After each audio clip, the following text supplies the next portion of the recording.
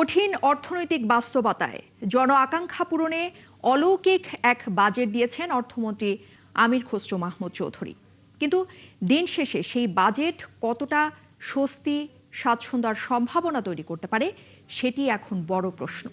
অন্যদিকে আয় ব্যয়ের হিসাবও যেন তিনি করে ফেলেছেন আগের যে কোনো সময়ের চেয়ে জটিল। দর্শক, অর্থমন্ত্রীর এই অবস্থাকে কিছুটা ভিন্নভাবে উপস্থাপনের চেষ্টা করেছেন সহকর্মী ইকবাল আহসান। বিশ্বকাপাতে হাজির বিশ্বকাপ ফুটবল, আর বাংলাদেশ কাঁপছে বাজেটের ঝড়ে। ঠিক এমন এক বাস্তবতায় জীবনের প্রথম বল হাতে মাঠে প্রবেশ অর্থমন্ত্রীর। কিন্তু বলটা এতই বড় যে মাঠে প্রবেশ করতেই কষ্ট হচ্ছিল তার বাজেটটাও যেন ঠিক একই রকম। বর্তমান অর্থনৈতিক বাস্তবতায় তিনি 9,38,000 কোটি টাকার এত বড় বাজেট দিলেন যে তাকে ঠিক মানানসই বলা যাবে না অর্থনৈতিক কাঠামো অনুযায়ী। জীবনের প্রথম ম্যাচেই তিনি পেয়েছিলেন পেনাল্টিতে গোল করার সুযোগ। কিন্তু আগেই বলেছি, তার বল এতটাই বড় ছিল যে শট তিনি ঠিকই নিলেন, কিন্তু গোলপোস্টে না জড়িয়ে বলটাই গেল ফেটে। আর তখনই বের হয়ে এলো বড় বাজেটের কাল্পনিক সব হিসাব নিকাশ। যেমন তিনি রেকর্ড ব্যয় করবেন প্রায় 7 লাখ কোটি টাকা অনুন্নয়ন বাজেটে, 6 লাখ কোটি টাকার উপরে রাজস্ব আদায়ের লক্ষ্যমাত্রা দিয়েছেন এনবিআরকে। একই সাথে 3 লাখ কোটি টাকা খরচ করবেন উন্নয়ন বাজেট বাবদ, যা কিনা বাংলাদেশের প্রেক্ষিতে সবগুলোই ভিন্ন ভিন্ন রেকর্ড। তাহলে প্রশ্ন উঠতে পারে, এই বাজেট অর্থমন্ত্রী আসলে কাদেরকে প্রাধান্য দিয়ে বানিয়েছেন? সেই বিভাজনটা দেখতে গেলে বলটা ফেটে যাওয়ার আগে, অর্থাৎ প্রথম দিকে আমাদেরকে আরও একটু নজর দিতে হবে।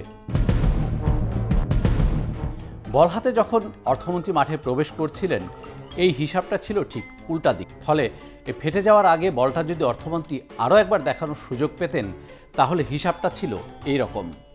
অর্থাৎ সুদের ব্যয়, জনপ্রশাসন, ভর্তুকি প্রণোদনার মতো খাতে অর্থমন্ত্রী প্রায় অর্ধেক টাকা বা তারও বেশি দিয়ে দিয়েছেন এই বাজেট থেকে। একই সাথে তিনি সরকারি কর্মকর্তা কর্মচারীদের জন্য নতুন পে স্কেল বাস্তবায়নের ঘোষণা দিয়েছেন, যে জন্য তার ব্যয় বাড়বে বেশ খানিকটা। অর্থমন্ত্রীর বাজেটের অর্ধেক টাকায় যদি প্রধান 3 খাতে চলে যায়, তাহলে কি সাধারণ মানুষ কিছুই পাবে না এই বাজেট থেকে? নিশ্চয়ই অর্থমন্ত্রী সেই চেষ্টাটা কিন্তু করেছেন। যেমন নির্বাচনী অঙ্গীকার অনুযায়ী তিনি ফ্যামিলি কার্ড, কৃষক কার্ডের মতো বেশ কিছু জনবান্ধব কর্মসূচির পেছনে বড় বরাদ্দ রেখেছেন। অন্যান্য ভাতার দিকেও তিনি নজর দিয়েছেন। একই সাথে সামাজিক নিরাপত্তা কর্মসূচির মোট ব্যয়ও কিন্তু তিনি বেশ খানিকটা বাড়িয়েছেন। শুরুতেই বলেছিলাম যে বাজেটের হিসাব নিকাশ বেশ খানিকটা কাল্পনিক। এটা শুধু রাজস্ব আয়ের লক্ষ্যমাত্রা দিয়েই বোঝানো সম্ভব, কেননা এনবিআরকে প্রতি বছর যে টার্গেটটা দেওয়া হয় সেটা অর্জিত তো হয়ই না, বরং বেশ খানিকটা পেছনে থাকে। কিন্তু সেই বাস্তবতায় তিনি এবার 6 লাখ কোটি টাকার উপরে দায়িত্ব দিয়েছেন সেই সংস্থাটিকে। অন্যদিকে এটা বাড়ানোর জন্য যে ধরনের প্রস্তাব, তার বেশিরভাগই নাকচ হয়ে গেছে বাজেটের আগেই। তাই তিনি সারা বাংলাদেশে করজাল ছড়িয়ে নতুন নতুন করদাতাদেরকে আহরণের মাধ্যমে বা তার জালে আনার মাধ্যমে অর্জন করতে চান এই লক্ষ্যমাত্রা।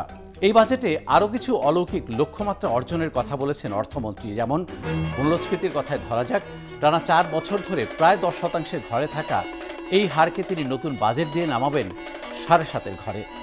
একই সাথে শ্রদ্ধ প্রবৃদ্ধিকে তিনি জোর করে তুলতে চান 6.5%। নতুন সরকার, নতুন বাজেট, তার প্রত্যাশার বড় জায়গা জুড়ে ছিল সংস্কার এবং সুশাসন নিশ্চিত করা। এর মধ্যে সবচেয়ে বড় জায়গায় ছিল ব্যাংক খাত, রাজস্ব খাত, একই সাথে আমলাতন্ত্রের ক্ষেত্রেও।